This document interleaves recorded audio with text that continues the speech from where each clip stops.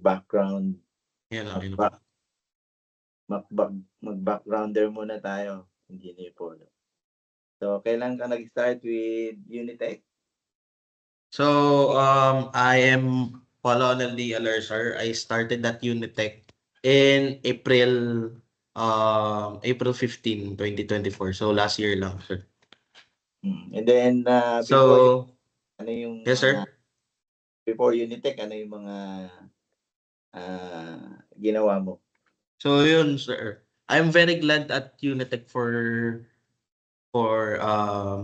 dahil kinuha nila ako, sir. Kasi, bibihira po yung mga kumukuha ngayon ng fresh grad.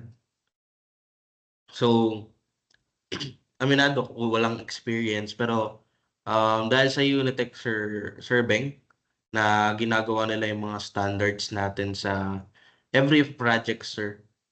So, na madaling ma-absorb yung mga dapat gawin and madaling bukod sa magaling na sila, sir, every time na may nalalamang bago, ini-improve pa natin ito.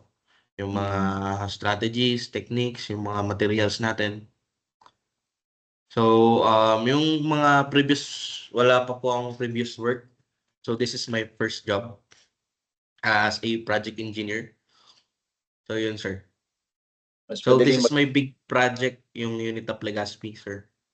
So, mas madaling mag-adapt? Sir?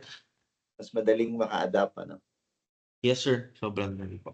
Di po nahirapan dahil po sa mga kasama rin po, sir. Okay. At siyempre sa manager and sa'yo, sir.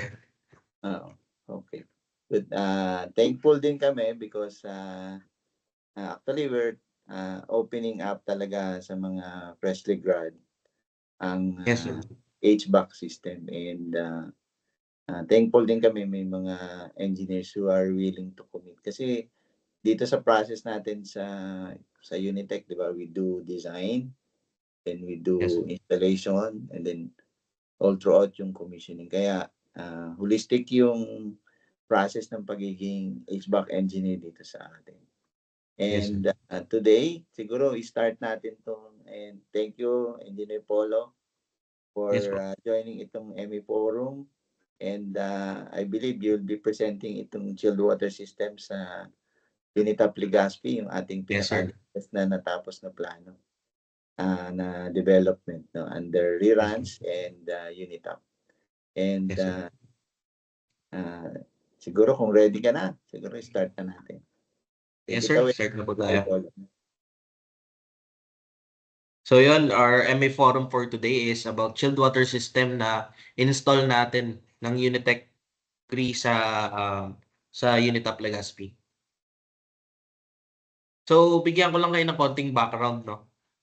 Yung Unit of Legazpi nagkaroon ng problem sa I don't know, basta na-adjust yung pagpapadeploy natin ng mga tao ng materyales so na late. Dapat ang pagkakalam ko noon by August nakapag-deploy na sana kami August first week. Kaso ang nangyari, nakapag-deploy kami August 30, pero para sa barracks pa lang yon. Then, September 9 pa talaga kami nakapagpadala nung mismong mga tao. So, ang ikli nung naging timeline natin sa Unit of Legazpi. So yun, maraming bakbakan talaga yung mga tao. Minsan, ang bilis maubos nung dala naming gamot, yung alaksan. Though, masama yung alaksan. Sorry, konting kwento lang. Tapos, and then, yun, sobrang gipitan. Kaya, kailangan tutok ka talaga sa project. Then, so yung required ka mag-improvise. Pag, kunyari, kulang yung materyales, required kang umisip na mag-brainstorm ba kung anong pwedeng i-improvise, kung ano pang pwedeng alternate solutions every time na may problem. Kasi nga rush siya. So yun, start tayo sa pinakaunang ginawa namin, yung layout ng concrete pads. So papakita ko muna sa inyo yung plano, kung paano yung naging style nung support sa main pipeline natin.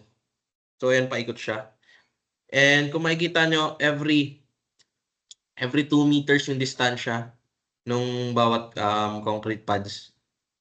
So, dyan yung i-erect yung every support ng main pipeline, which is yung pipe natin is 200 mm PI pipe. So, yan. Balik tayo dito. So, ito yung layout of concrete pads.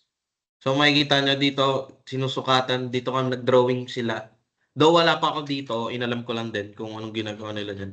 Pero, madali na makita na nagle-layout na sila nung sinusulatan na nila yung tatayong concrete pads.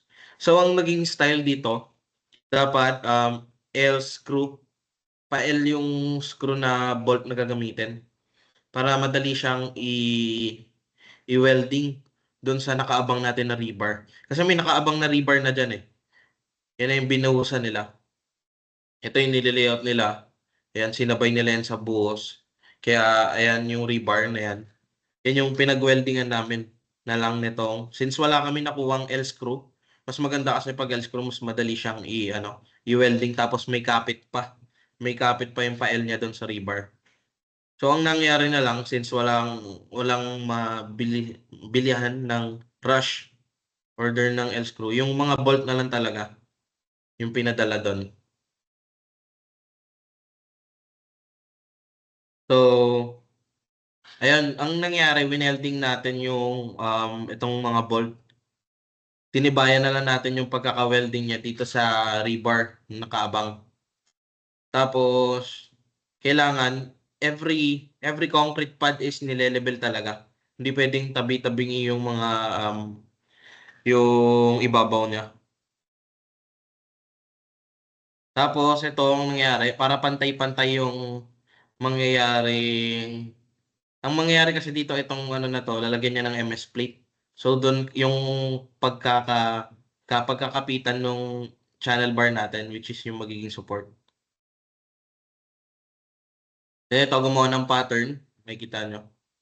Gumawa ng pattern. Para iisa lang yung layo, yung distansya. Yan na yung ginamit sa lahat ng phenolic. Itong phenolic na to, ginamit na yan doon sa lahat.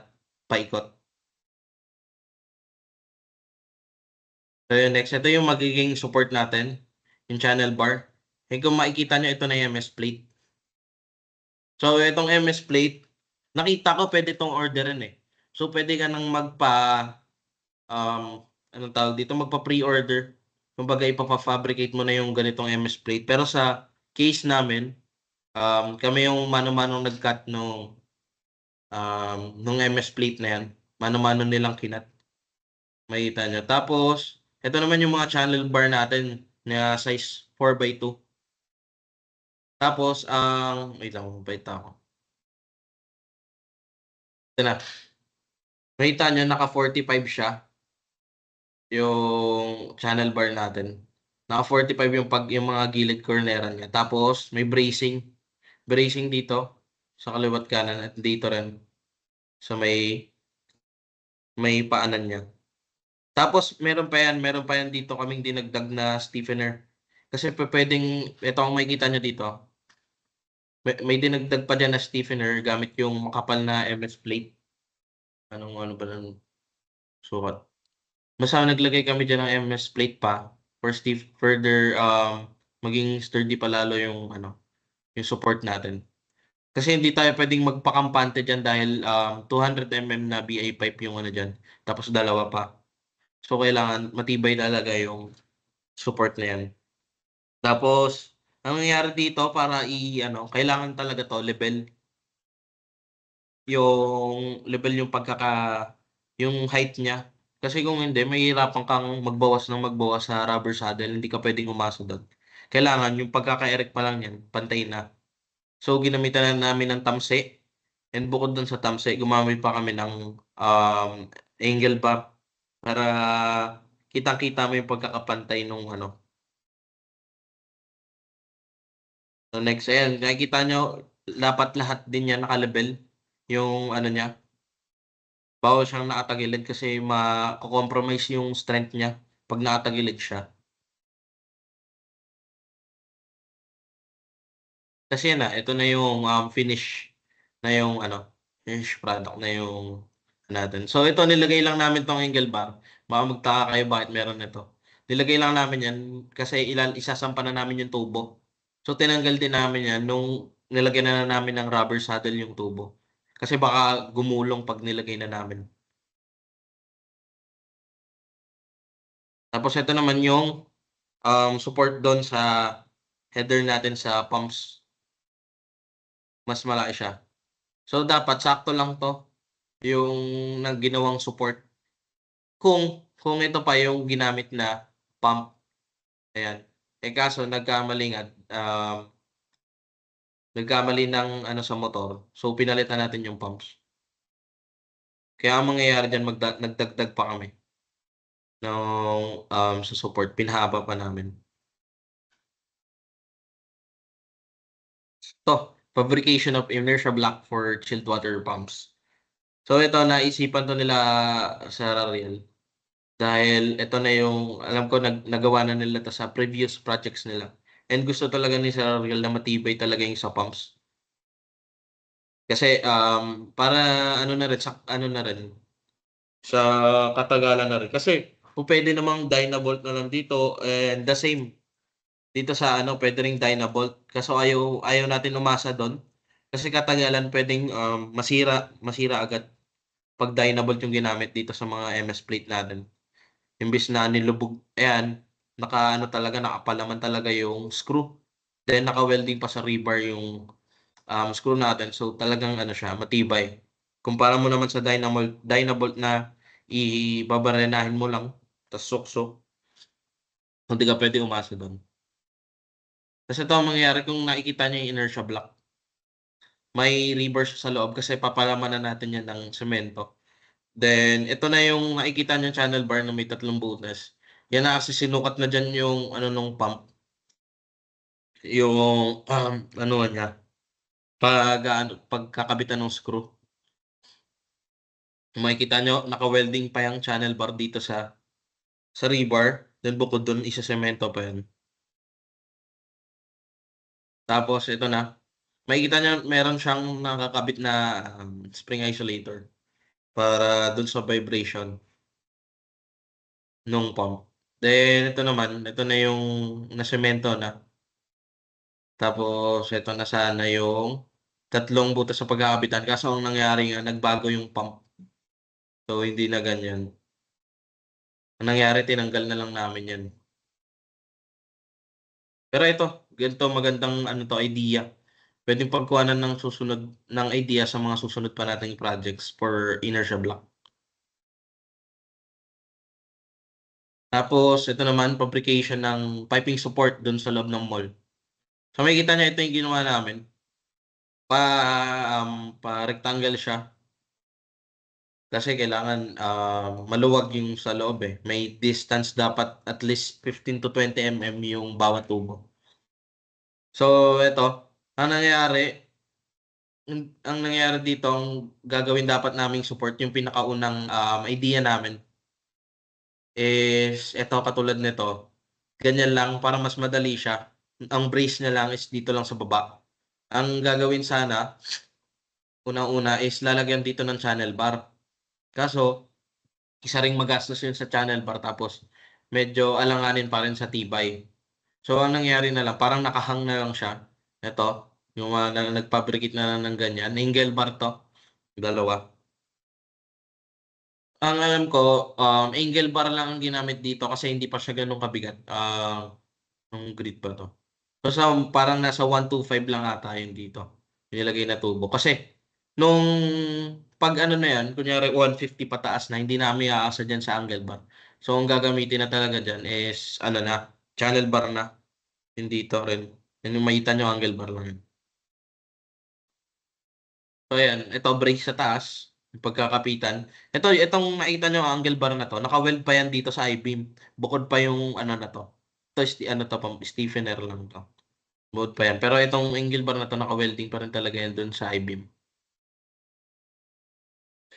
Ito, dito na pina-fabricate sa baba yung mga support doon na lang i-welding. So, makita nyo ganito. Yung sinasabi ko, hindi kami umaasa lang basta-basta dun sa ano, pag 200 na yung pipe. Hindi ko pwedeng umasa angle bar lang. So, required ka na mag-channel bar ka na rin doon sa bracing mo. Yung makita niyo mga naka 45 yan. Tapos ito naman, ito kasi ito, kaya ganito. Kasi wala ka namang, ang hirap mag, ano dito ng nakahang lang. So, ganito na lang yung nangyari. Ano pa rin to, piping support pa rin to. Pero 200 na tubo. So, ang nangyari, kung makikita nyo dito sa taas, ito, parang dalawang channel bar na 6x3. Ang alam mo, 6x3, parang nangyari, ginawa siyang I-beam na magkaganon na lang. Parang nag-style ano siya, I-beam. Para mas matibay. Then, channel bar lang na 4x2. Then, ito naman, kung makikita nyo yung ang haba niyang mga yan. Ano ba mga? Ito. Ang haba niyang mga yan. Mga channel bar na yan. Ito yung gumapang na yung ano. Tumawid na yung BI pipe natin, which is 125. DN125 natin na BA pipe. Diyan ilalagay. So, kaya kailangan, hindi ka pwedeng basta-basta yung height mo. Kailangan naka-level talaga. Though gumagamit kami ng laser meter, hindi kami pwedeng basta-basta umasa doon. Kahit, though, di siya ganun ka, ano eh, parang di pa nagtutugma yung, anong tawag dito? Parang di pa sapat sa amin, kaya ginamitan pa rin namin ng tamsi. Nagtamsi pa rin sila. And gumamit pa rin sila ng angle bar pang pantay para makita nila. Mas makita pa lalo. So, kung makikita nyo, ito yon sa plano. Pakita ko lang. Ito yung tumawid na yan sa mall. Makita nyo sa mouse ko. Ito, yan. Tapos patawid na siya dito. So, may fire exit. Ito yung ilalim nito, fire exit. Kaya medyo nadalayan kami sa pag-install dyan ng piping support. Sorry ko lang. So, ang naging style dito, pag may mga ganitong I-beam, kaming nasasaktuhan, dyan na namin wini-weld. Pero pag ito, kunyari ito makikita nyo, wala. Ang nangyaring style dyan is nakapa-L na channel bar. Then yung angle bar na lang yung pinaka-bracing niya. So, pinaka-bracing. Kaya angle bar na lang yan para kasi pag channel bar pa yan, sobrang bigat na. Sobrang bigat na nung tapos wala ka namang pag-weldingan dito around here. So, nangyari, angle bar na lang. Tapos, 125 na lang, DN125 na lang naman kasi yung tatawid dyan. Though mabigat pa rin siya.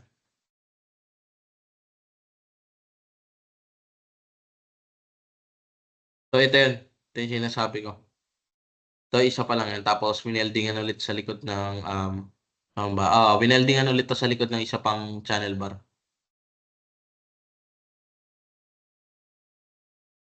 Kasi itong mga piping support na to, papunta na ng riser. From here, papunta dito. Pag ganyan na, pakita sa riser. Kaya, channel bar na talaga yung, record ka na mag-channel bar na bracing dyan. Kaya kung makikita nyo, ito yung sinasabi kong ginamit na pampantay. Tapos, kailangan naka-level din talaga yung Kaya din sila nagtatagal, kailangan pantay na pantay din talaga yung pagkakaano ng support, pagkaka-level. Tapos hindi biro yan kasi ang bigat na niyan eh.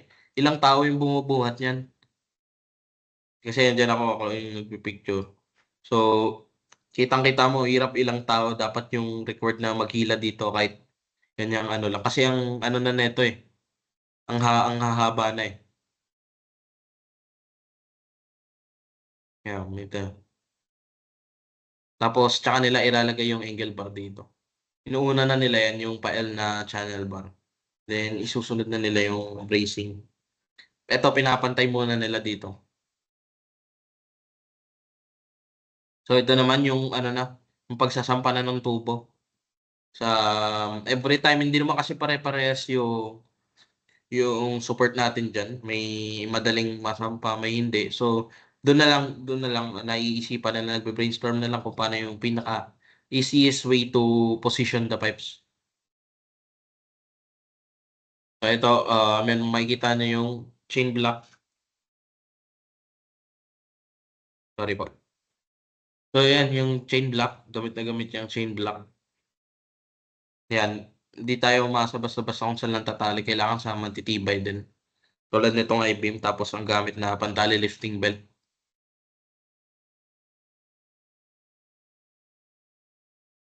So, nung una ginagamit namin yung A-frame pero parang mas nahihirapan din sila nung gumamit sa pag ano-ano.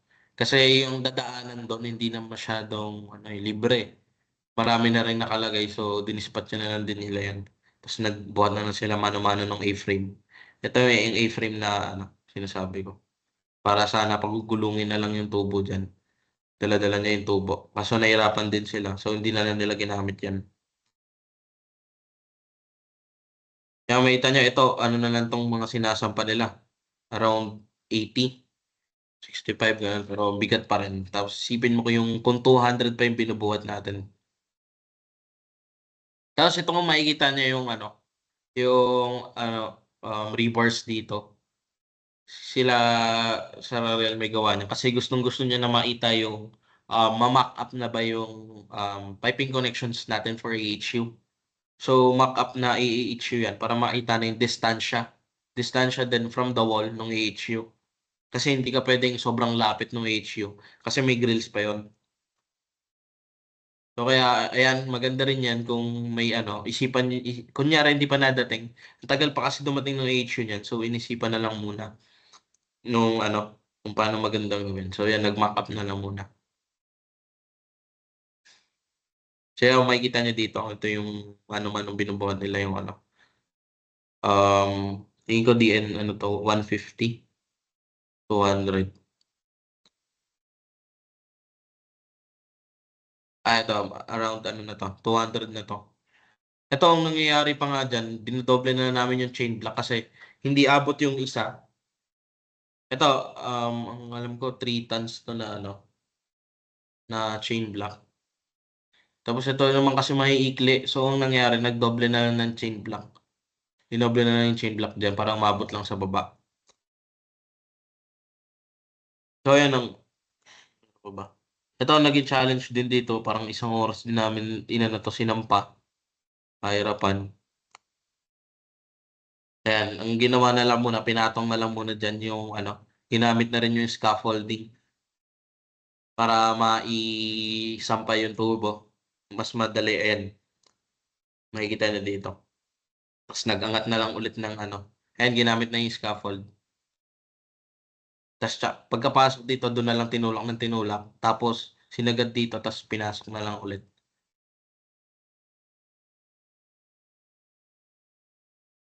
Tapos ito naman, doon naman sa branching out natin ng 125. Dito medyo mabilis yung pagsasampa nila. Kasi kung makikita nyo, tatlong um, tatlong erek yan ng scaffolding. Isang mababa. Unang-una itong dalawa.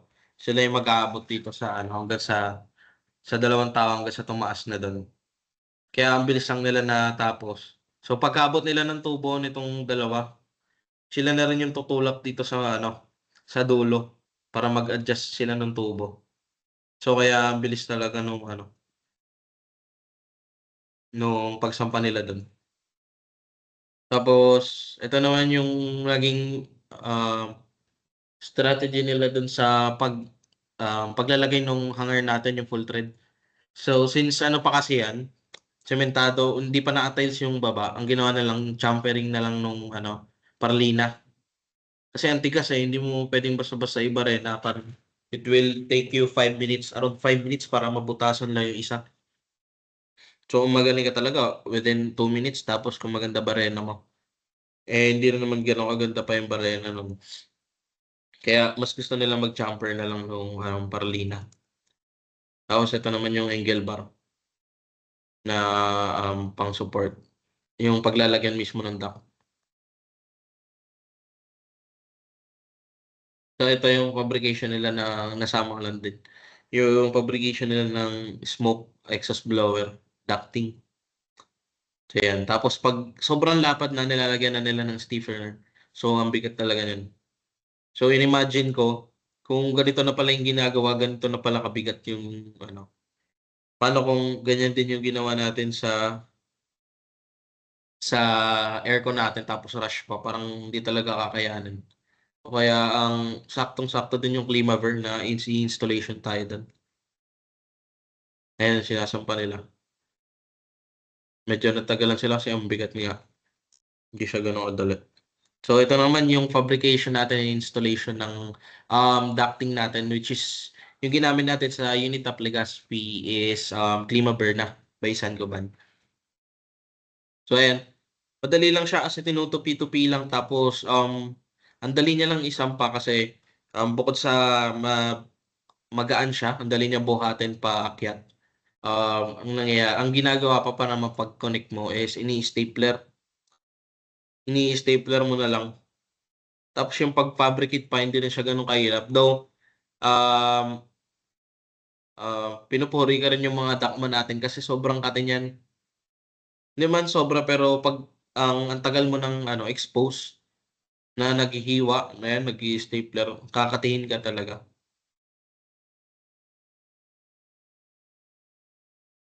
So ayan, ito na.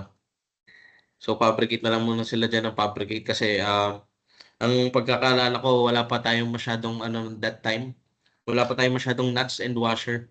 Ay though marami tayong washer, yung nuts medyo nagkulang, nagkaroon ng problema.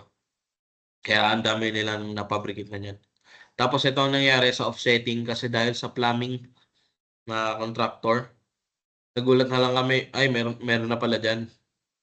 Kaya nangyari nag-offset na lang kami nung sa Climaver. Kaya magagaling naman yung mga dockman kahit sa Climaver, kayang-kaya nila mag-offsetting. Ganyan. Tas ito kung makikita niyo, patapos na. October 15 na nito. Ang dami na nila nasampa na ano. Though hindi pa siya connected sa AHU natin kasi lalagyan pa yan ng canvas. Ito na kung makikita niyo yung ano, ang ganda rin niyang tignan.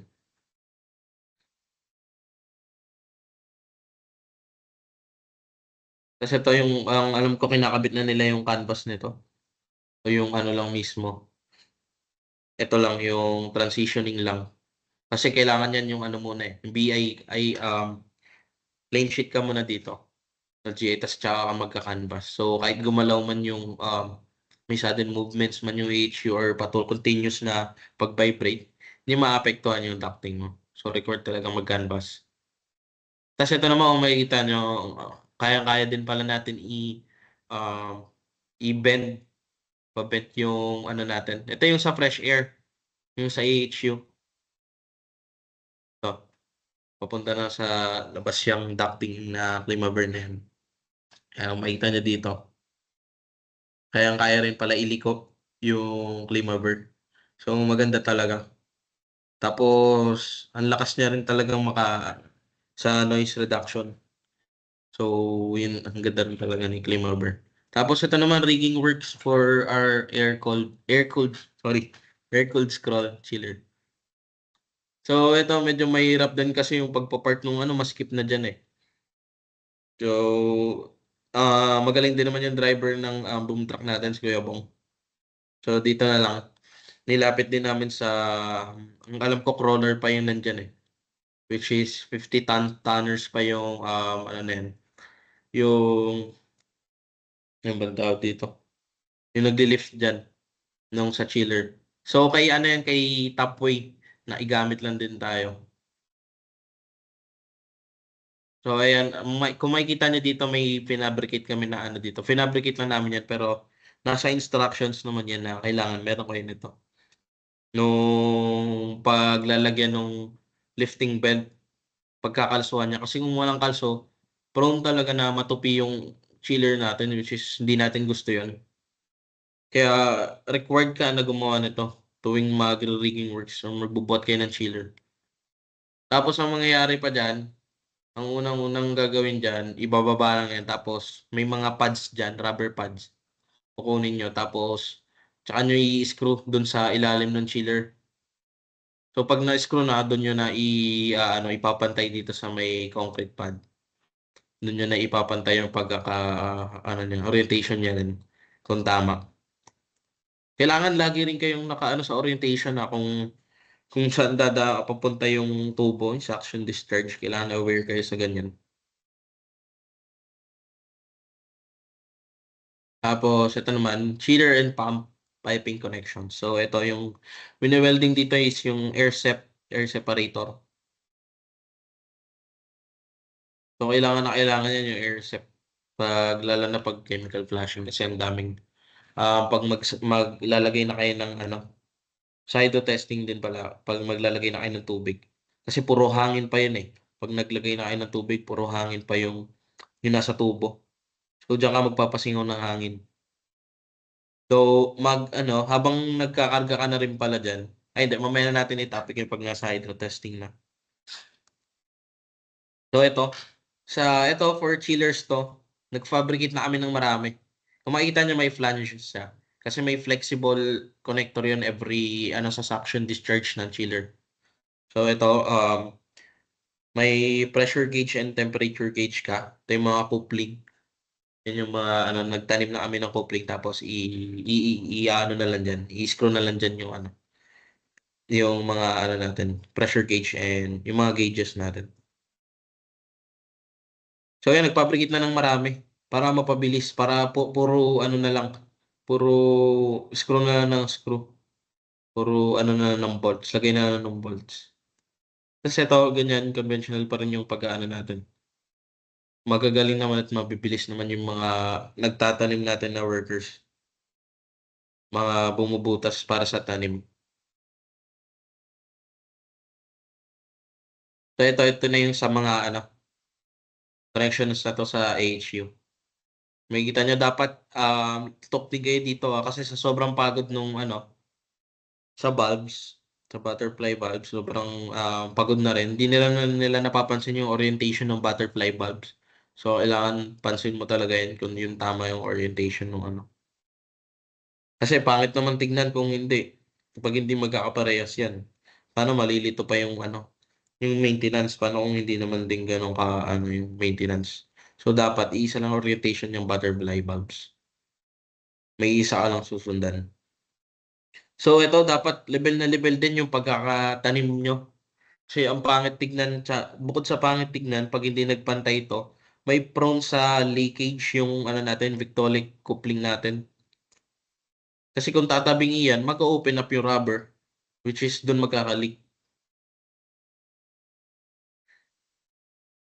Kaya may tanay doon.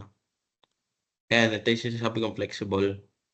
So every suction discharge naman sa chiller may ganyan. Tapos ganito yung naging ano natin, yung naging strategy. So ang nangyari, tatali mo muna dito kasi ang bigat na yan eh. Ang bigat na rin yan. Nung ano na yan, nung tubo na yan. Kaya kailangan may ano dito. Bago mo siya i-welding. Para may holder na siya, may tagahawak. Kasi hindi naman pwedeng may nag-aawak na tao dyan habang may nag-weld dun sa taas. Ayan, pinu-full weld na nila yan dyan.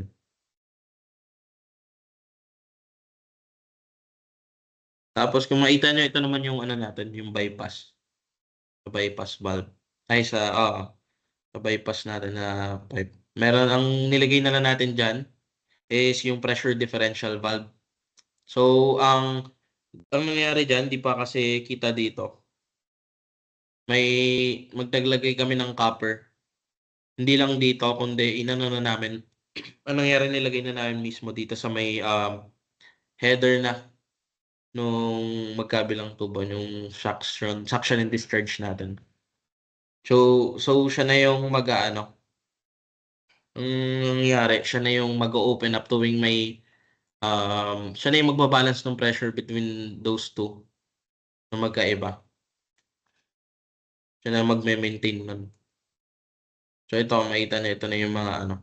Natapos na namin yung fittings, connections dito sa pump. Ito na rin yung bagong pump na pinadala. Mas maganda siya, mas maganda yung mga ganitong pump kasi ang dali niya isipan nung ano, nung inertia block. Kasi ay mas maganda yung ano nyo, hindi ka alanganin pag gumalaw na yung pump. Pag umandar na. Kasi ang laki nung ano niya, parang foundation mismo ng pump. Kasi yung mga required, yung butterfly valve, strainer. Tapos dito, makikita nyo, ito yung sa ano ng pump, which is ano na to, 125. So di na rin kami nahirapan mag-transition from 150 to 80. Kasi ang unang pump, yung ano nilang talaga, suction and discharge niya 80, then 80. So ang hirap pa nun mag-reduce ka ng mag-reduce. So ano nangyari? Ito 150. 125 to 150. Tapos ang header natin is 200.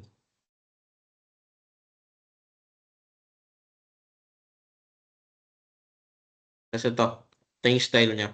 Medyo nahirapan lang dito, tumagal dito. So may bypass. Kasi pagkatapos ng airset, ang hirap na nung likuan. Nangyari dyan, ginawa talaga. Yung isang 90 na, buong 90 na elbow na 200, kinat sa dalawa para mag 45. So after nung 90, mag 45 ka dito tapos dito 45 ulit. Doon na pinagkatian na lang nung dalawa yung 90. So ganyan na nangyari na lang.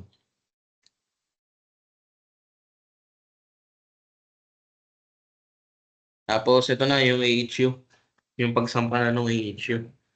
Ang nangyari yung unang strategy nila dyan since fresh air, ginawa nila, minano-mano na lang nila yung pagbuwad. Parang nakapag-isip-isip din na ang bigat nga kasi ang nangyari dyan, screw dito sa kabila, tapos mag-i-screw ka doon. So ang tagal ng duration bago nila maisampa yung So ang nangyari, kinuha na lang yung chain block. Then kung makikita nyo, naglagay ng channel bar. Channel bar na lang dito. Tapos nag-fabricate pa nung sa taas. Kasi again, sorry sir. Again, pwede yung mayupi pag hindi mo nilagyan ng ganyan. Nung dyan, pwedeng mayupi. Kaya required na maglagay ka niyan. Tapos after niyan, hindi mo naman pwedeng isagad yung HU kasi na yung chain block, sagad na yung chain block. So, imamano-mano nyo na. Kung hanggang sa lang yung limit ng HU, mamano-mano nyo na. Bubuhatin dito, tapos sabay i-screw, tapos doon naman sa kabila. So, ganun lang naging proseso.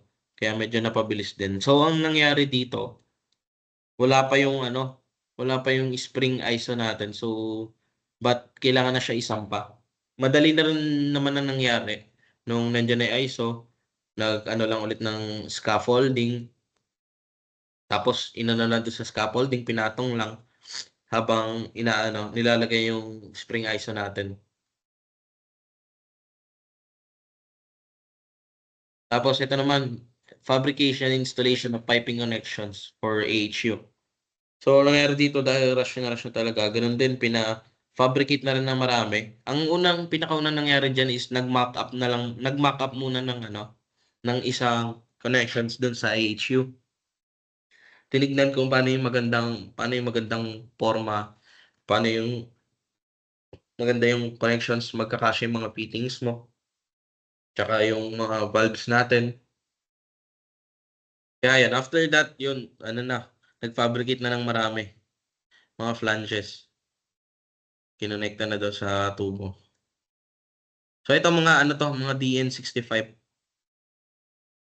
na tapos pero ang pagkakalam ko DN50 lang talaga yung kaya every time nagre-reduce tayo every AHU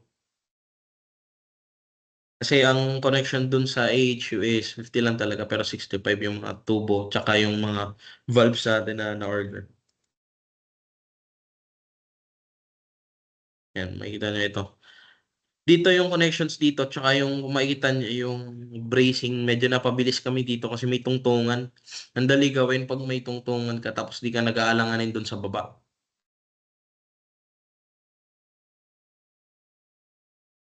Ito yung connections niya. Tapos kung makikita nyo dito, ito yung every duluhan nung tubo. Required ka magganito for practice na natin to. For hydro testing and chemical flashing. Ito yung bypass na mangyayari. Ito yung dito na i-drain. I-drain natin yung pag mag-fill and drain tayo sa chemical flashing.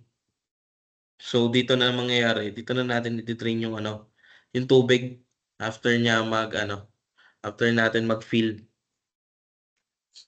Pwede tayong mag-drain diyan kasi diyan medyo malapit diyan yung labasan ng Pwede kang magtapon ng tubig diyan. Kaya every iduluhan naglagay kami together with Salarian, engineer Engineer Lubing, yan yung naisip nila.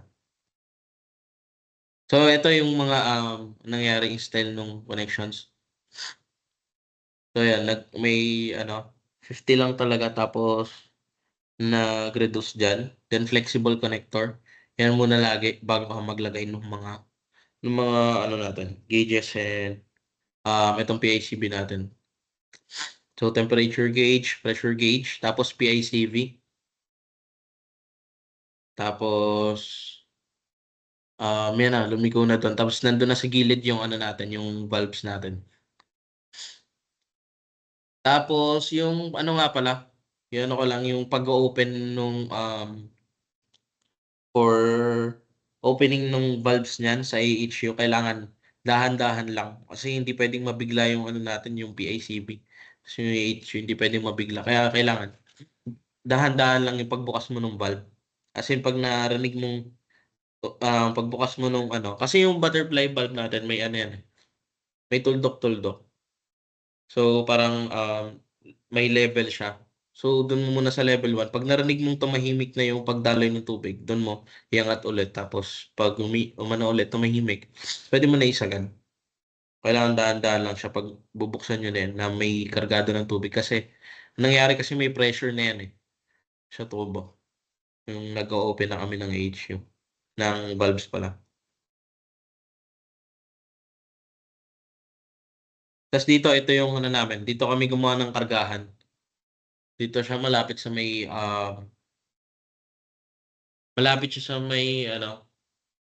sa may source ng water. Kaya diyan naglagay ng kargahan.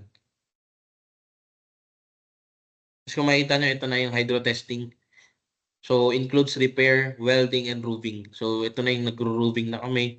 Nag-check na kami kung may saan ba may leak. Pero, fortunately, hindi naman ganun karami. Sobrang, tapos nakaantabay din yung mga tao natin. Kaya, madali nilang na-repair agad yung mga welding. Tapos, dito kami nagkakarga. Ang mangyayari dito, hindi mo siya pwedeng pababain yung natin, yung pressure dapat may cut-off ka rin habang nag-hydro test. So, nung nag-hydro testing kami, ang pinagawa na ni Sir Aril is 150 PSI para maita talaga natin kung saan may tagas. Tapos, pag nag-hydro testing pala, ang magandang technique dito, di ba naka 150 PSI na siya or yun naka 150 PSI. Guhitan niyo lang ng guhitan, drawingan niyo lang ng drawingan yung wag muna kayong magde-drain. Guhitan niyo lang ng guhitan yung kung saan magli-leak. Then after niyo maguhitan lahat, since kargado pa siya, lalabas pa yon, kargado pa siya ng pressure. So pag tapos na tingin niyo okay na, na-drawingan niyo na lahat ng mga namarkahan niyo na. So I think that's the that's the good time to drain na yung tsaka ka na mag-welding. Kasi hindi pwedeng kada may makikita ang isa, doon mo i-welding, doon mo i-repair. So, hindi magandang practice yun. Tapos, ito na yung chemical flashing. Ito na yung chemical flashing natin. So, ako tinanay ko rin maghalo nito nung nilalagay na chemical. So, ang init pala niya. Tapos, pumuputok-putok pag ginahalo. So, tanggal talaga to ng yung chemical na ginagamit. Nakatanggal talaga siya ng rust, yung corrosion dun sa loob ng pipe. Nalilinis niya talaga, linis na linis. Tapos, kahit yung makikita mong after namin mag-chemical flashing, yung makikita mo na dinitrain na after nung lagay ng chemical, ang talaga, dumi talaga. Ay, hindi. Nung nagpa-fill and drain pala kami. And then, after na malagay itong chemical na nilalagay, ni Slash Chem, ang pumuputi talaga siya, nagbabago talaga yung niya. Tapos yun, nakapasa naman yung natin. After natin ilang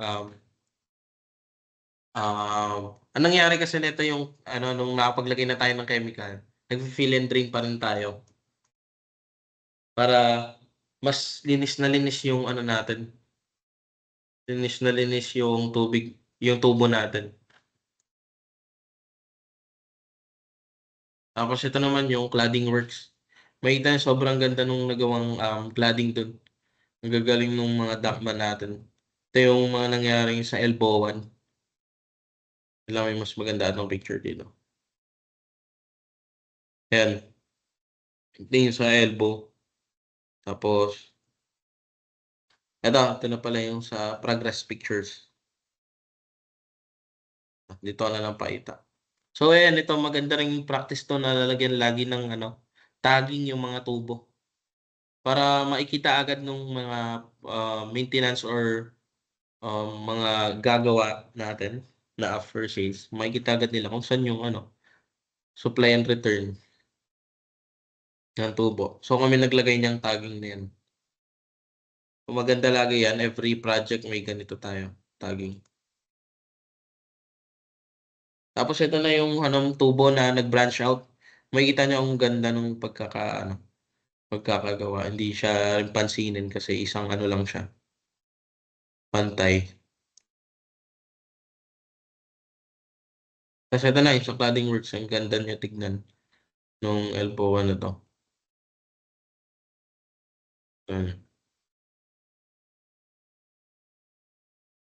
Then, ito.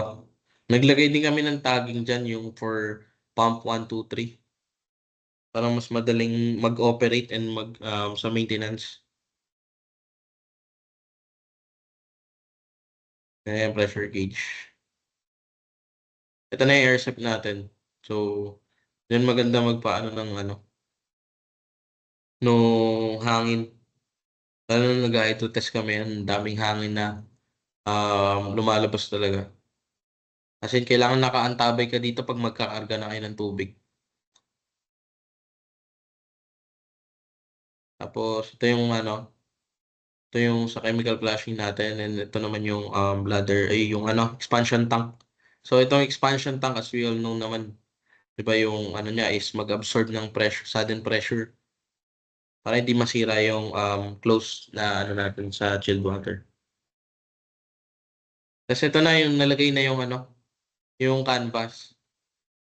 So, bukod doon, after nung plain sheet, nilalagyan pa talaga natin yan ng insulation yung plain sheet natin. Yan na yung canvas. Tapos, ito na yung branching out sa ducting. Maganda rin naman siya tingnan. Maganda rin tingnan sa Climaber. Tapos, yun lang po. Thank you, sir. Thank you everyone for listening. Thank you, Polo. Yes, sir. Ano yung mga learning during the time na ginagawa niyo yung process ng installation? First yung sa logistics niyo, paano kayo nag-prepare? Sir, sa logistics, kailangan kailangan nakasegregate talaga yung mga gusto mong ipadala. Mga gusto mong ipauna, ipa-prioritize. Kailangan may lista ka talaga, sir. Nung hindi ka pwedeng kailangan alisto ka sa mga ipapadala mo eh. Hindi pwedeng ipadala mo yung mga hindi kailangan kasi limited, sir, kasi ang tagal bago dumating nung logistics natin. Hindi naman po dahil sa matagal sila, kundi dahil sa biyahe po. Ang biyahe po kasi parang tumatagal. Mag-aalis dito sa Binakayan ng Monday. Ang mangyayari Tuesday, parang pa po Wednesday pa po ng morning. Ay, Thursday pa ng morning. Ganun, sir.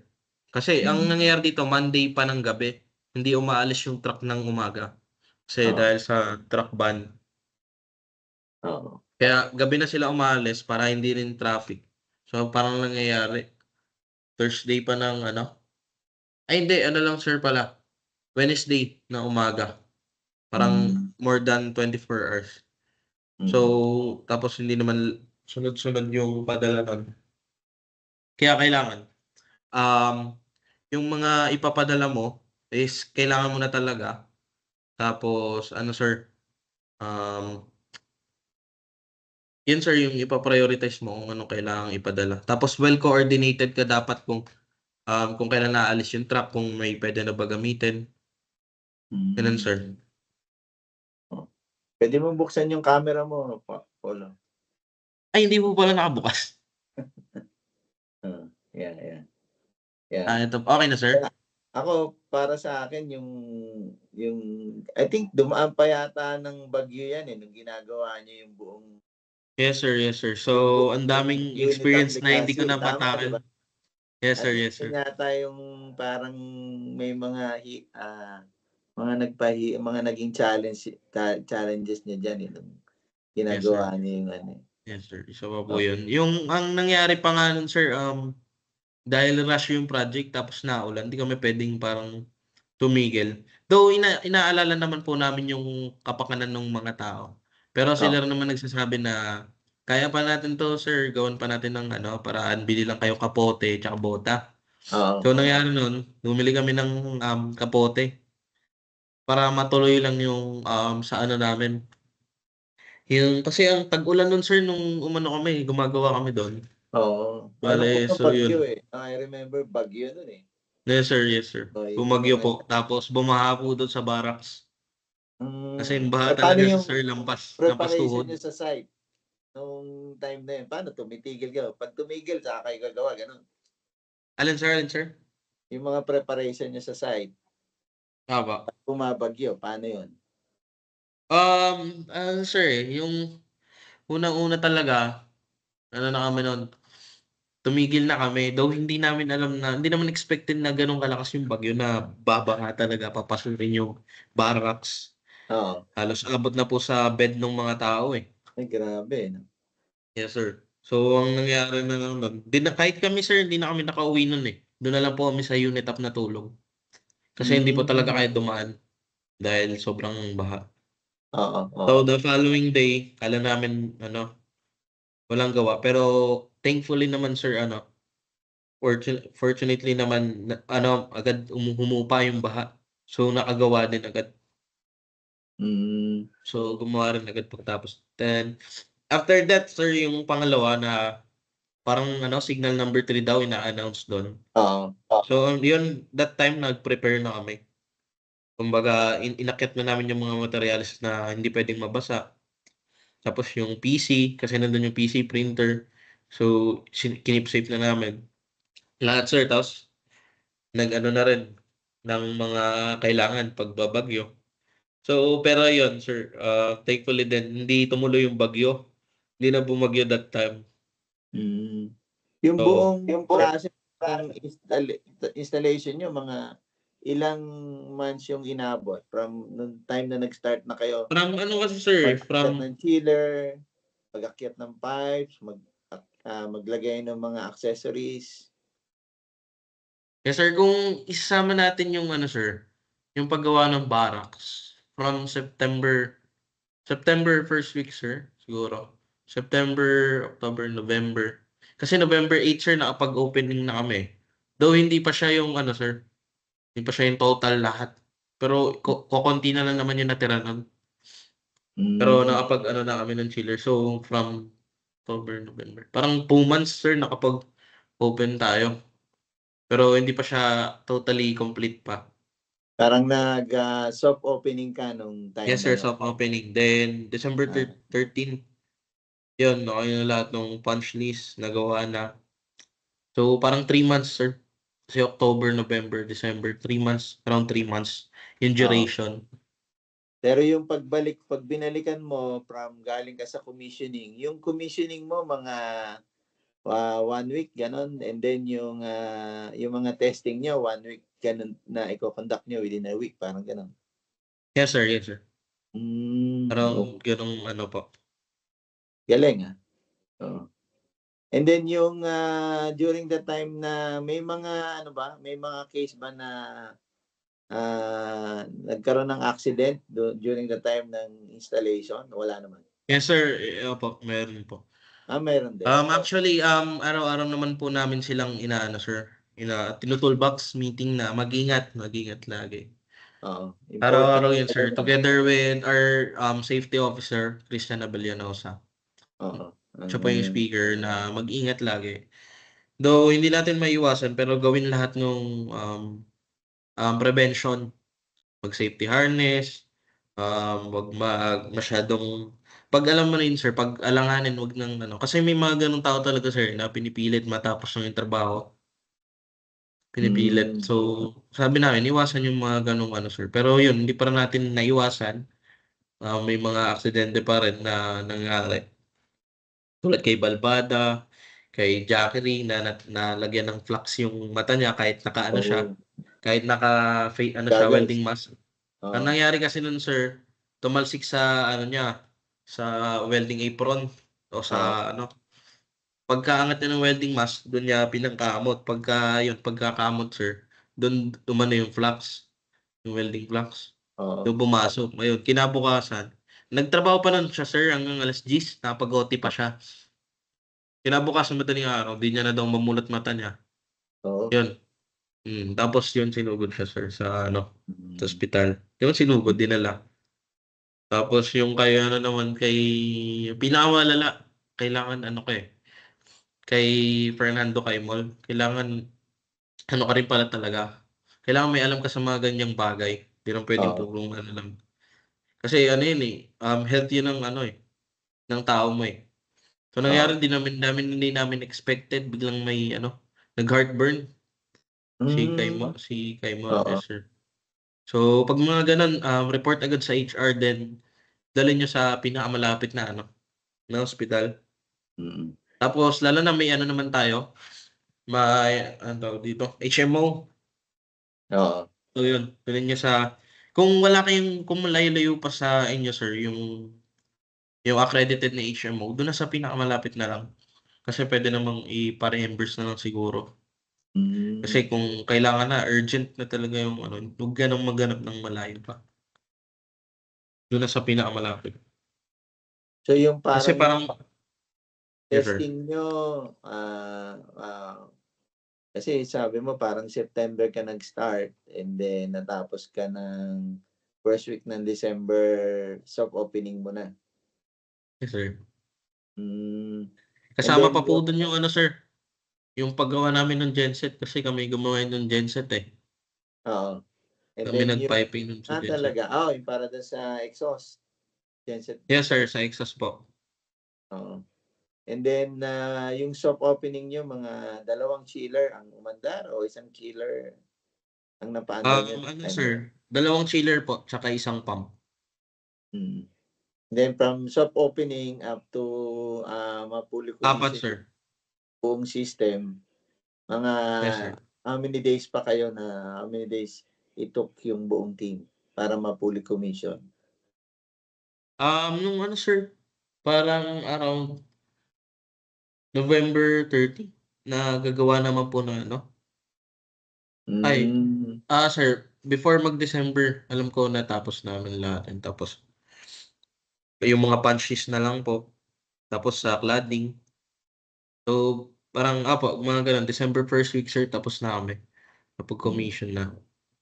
So, alam ko ang total area ng unit of Legazpi nasa 8,000 square meter, tama ba? Yes sir. So, and then yung buong installation for mechanical mga almost almost 3.5 months parang gano'n. Yes sir, mga gano'n po, 3.5 months. Oo, mga Kasi ilang tao ang kayo nahirapan kayo lahat diyan noon, Engineer Polo? alin po sir? Ilang tao kayo lahat niyan doon? Inabot po kami ng 40 katao sir, 40 plus, Oo, 40 to 50. oo. Yes And po. then yung Kasi maintenance, electrical, oo, ducting, tapos mga sa pipe fitting na team. oo. And then yung working, and then yung ano niyo, working hours niyo, paano shifting gano'n? Ang nangyari po nun sir, halos lahat sir bumabakpak eh. Parang around, nung una-una sir, around lagi kaming 10 PM. Then after nun, pag kailangan talagang i-rush. Kasi ano sir, inaano rin kami nung ano doon ni Topway. Parang nira-rush Ah, din kami. So oo, kung kinakailangan talaga namin minsan mag 12 AM, 12 AM kami. Pero yung ibang kunyari electrical team, hindi naman kailangan masyadong sumagad ng OT. So 10 PM lang sila pero kami kailangan namin 12 AM. Lalo na yung sa ducting nun nung time na naghahabol sila. Kasi oo, ang gawa nun naghabol sila gawa nung sa ano, sir, sa dating nung Climaver and nung mga nuts. So oo. kailangan nila maghabol sa hanger, sa full thread. So Hmm. kaya ayun nagte-12 AM sila minsan sila yung nahuhuli sa team namin. Mm. So yun, sir.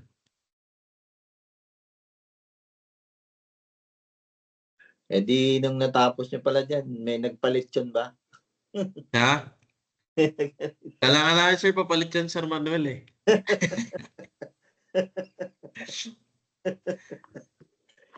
Dapat pala nagpalit yan si Sir Manuel diyan, ano? Sayang nga sir eh. Oo, congratulations sa team niyo. Talagang, Yes sir. Yes sir. talagang, Thank you po. hindi niyo iniwan. And then nakita nga namin and considering may mga changes pa doon sa chilled water pump. Yes sir, Si yun po. oo, Yung stress na stress nun si ano. Pero kinaya oo, naman. oo, Yeah. oo, oo. And, Ang maayos. ikaw, and then sino pa yung mga nakasama mo diyan, si Engineer Ariel, Together with Engineer Engineer Arjen, Ariel po and Engineer Luby. oo, Yung oo. dalawang ano po, nagturo sa akin And then, lahat sir. ilang foreman ang, kasama niyo? Dalawa sir. Isa po sa ducting and isang general foreman. Si Oo, Foreman Dolado and si Foreman Benegas ng ah, ducting. and then meron kang yung safety engineer, kasama niyo rin? Sir? Safety engineer? Safety officer sir, si Christian Oo, Abellanosa. Then sumunod po si Engineer Jenario sa electrical team po. oo, oo. Sa electrical, hindi naman kayo nahirapan, ano? Kasi Yes sir, okay naka-FEC naman naman po. tayo. Ano naman po yung ano nila. Oo, Sumunod naman po sila doon sa timeline na rush. oo. Nagawa So din 'pag naman po habang nila ng paraan. nag-i-install yung mechanical works, may mga Yes sir, sumasabay po sila. oo, sumabay din? Oo, Yes po. okey. Oo. Kaya And then, hindi naman wala siya. naman naging hiccups diyon sa electrical installation? Tama Wala naman? naman po sir. Wala naman po. Oo, oo. Hindi ba diyan kasi sa Legazpi may problem diyan sa ano, sa power fluctuation? During the Yes time sir, na ayan nagko-commissioning po pala. kayo during the time Ayan po na pala nagko-commi kasi oo, paano? bale, tumutulong na lang din po sila electrical team and kami rin po sa mechanical team for dun sa power supply natin. Mm. Para lang po nung time na makapag-open. Kahit po, kaya po hindi ko nasabi wala namang hiccup sa atin po, sa part natin. Pero when it comes to ano po, nung time na yun, around para sa power supply natin, doon tayo nagkaroon ng tinulungan na natin. Kasi hindi mo Hmm, naman pwedeng sabihin sir na, uy, hindi ko naman yun ano. oo, Siyempre, sister company natin yun eh. oo, So, kailangan natin tumulong doon sa power supply kasi wala pa yung ano sir eh. Wala pa yung transformer na. So, oo. wala Initially pa ring nakapag supply. So, oo. umaasa lang sir sa genset. So yung Kaya soft yun, opening niyo, genset power parang yes sir, gano'n? genset power ang nangyari po. Oo. Tapos, tumulong Then po yung electrical team tsaka mechanical team natin dun sa power, ay hindi, um, pulling po ng wire, mm, cable pulling po. Eh, ang lalaki po nun to, oo, parang nasa around 50 mm po yung isang wire. oo, tama, tama. During the time na nakapag-fully commission kayo, may mga na-experience din na power fluctuation during that time? Na Nung commissioning sir, around ano pa lang din po yung nai-install nun eh. Pagkakaalam ko 300 ano lang din po, KVA pa lang. hmm, Yes po. oo, Kaya ang nangyayari po nun sir, genset pa rin sa umaga, then sa oo, gabi na lang inaano yung ano sir. Kasi pinakauna genset na 1000 kVA sa umaga, then sa gabi genset pa rin na 500 kVA. oo. Eh nung dumating na yung makapag-supply na ng 300 kVA yata yun sir. So yun na lang ginagamit sa gabi. Pero So sa yung umaga genset pa rin po so para sa chiller. dun sa nai-open niyo na ano, dun sa nai-open niyo na portion ng mall during soft opening, mga 50% ng mall ang na-open o buong mall ang na-open and then Around ano po sir, 80%. 80% and then dalawang chiller. Opo, 75 to Yung 80%. kumusta naman yung temperature nung time na kahit na dalawa lang yung chiller? Medyo ano siya sir, may nasasabi yung may nasasabi yung mga customer na hindi gano'n lamig. Lamig. Pero Oo. yes sir, yes sir. Parang around ano lang kasi sir, hindi siya comfortable sa skin eh. Oo. Medyo ano naman siya sir, nakakapatay naman siya ng init kaso hindi siya yung totally na ma-comfortable sa'yo. Pag Oo. gumalaw ka ng gumalaw, medyo papawisan ka, ganun. Oo. Oo. Pero Pero nung apat na yung chiller, oo. yun sir, malamig talaga. So mga As in 400 malamig. TR na 'yon, no? Yes sir. Mm. Kasi parang 92 TR isa. So tama, mga Yes sir, 350 92. plus. Oo, Hmm. tama. Pero nung apat na, medyo komportable na. Yes sir, so malamig na po. Tapos Mm. nakasagad pa yung mga ano ng AHU nun, yung Oo. settings sir. Mm. Sa balancing, hindi naman kayo nahirapan? Pag-balance ng Sa tube ano sir, water yung flow? electrical team na po yung umano sa PICV, yung Ah, sa okey. Gumalaw, yes po. Oo, oo. Sila Sa na yung airflow, nag-adjust. the airflow ductwork, Okay naman sir, ano naman po,